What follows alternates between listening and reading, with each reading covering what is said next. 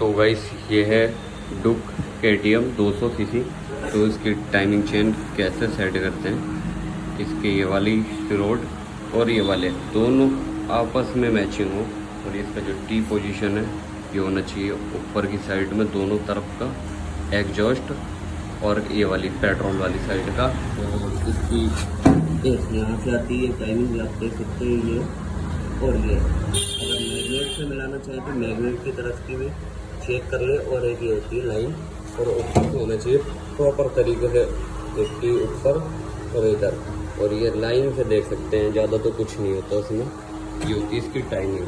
तो इस तरह से टाइमिंग मिलाएं तो इससे क्या होगा, अपने बाल वगैरह बेल्ट नहीं खाएंगे। अगर आपने सोचा था कि कुछ फाउल कर दिया तो आपकी स्टार्ट नहीं होगी, जो आपके बाल वगैरह हैं वो बेल्ट खा सकते हैं।